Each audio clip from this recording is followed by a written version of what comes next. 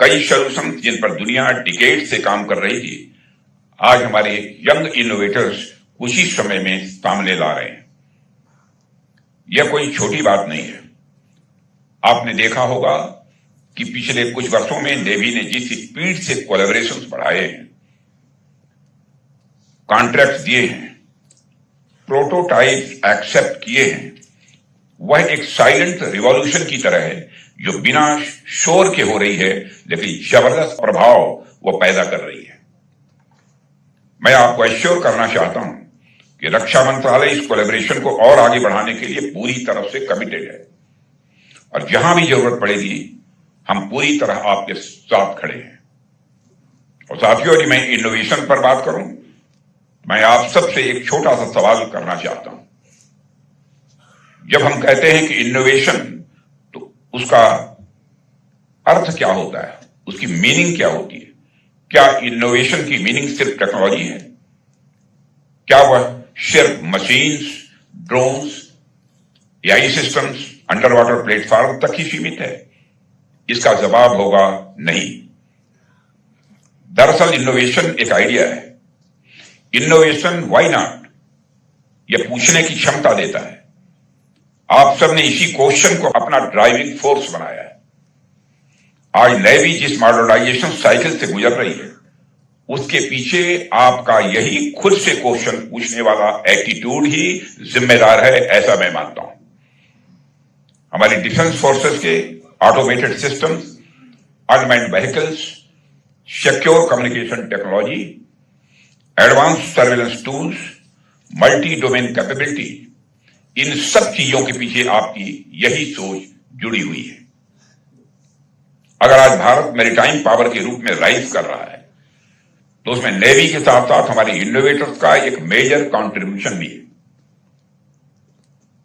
और साथियों, बड़ी बात यह है कि आज की दुनिया में मल्टी यूज टेक्नोलॉजी जिस तरह से इंपॉर्टेंट बनती जा रही है, उस पर भी हमारे इनोवेटर्स काम कर रहे हैं। और मैं आज जब इस हाल में खड़े होकर आप सबकी तरफ देख रहा हूं, तो मुझे भरोसा मिलता है कि India is entering into A golden era of defence innovation. और इस गोल्डन एरा की नींव हम नहीं रख रहे हैं, डायस पर बैठे हुए लोग नहीं रख रहे हैं। इस गोल्डन एरा का फाउंडेशन स्टोन यदि किसी के द्वारा रखा जा रहा है, तो आप सबके द्वारा रखा जा रहा है, इनोवेटर्स के द्वारा रखा जा रहा है। भारत की आर्थिक ताकत, इकोनॉमिक स्ट्रेंथ और स्ट्रेटेजिक आइडियाज और टेक्नोलॉजिकल प्रोग्रेस, इन सबको इंटीग्रेट करके नया डिफेंस आर्किटेक्चर बन रहा है, वह आपकी वजह से ही संभव हो पा रहा है। साथियों, अब हम उस मोड़ पर खड़े हैं जहां हमारे सामने डिफेंस सेक्टर और नेशनल सिक्योरिटी के नए डायमेंशंस खुल रहे हैं।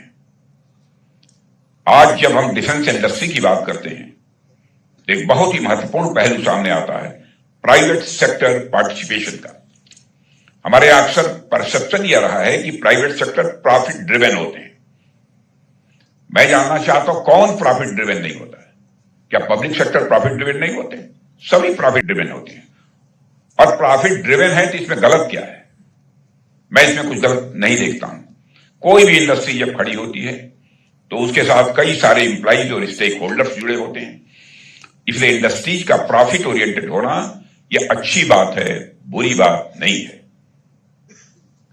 लेकिन आज मैं आप सबसे यह कहना चाहूंगा कि अब हमें प्रॉफिट प्लस अप्रोच के साथ आगे बढ़ना होगा। प्रॉफिट प्लस अप्रोच के साथ अब हमको आगे बढ़ना होगा।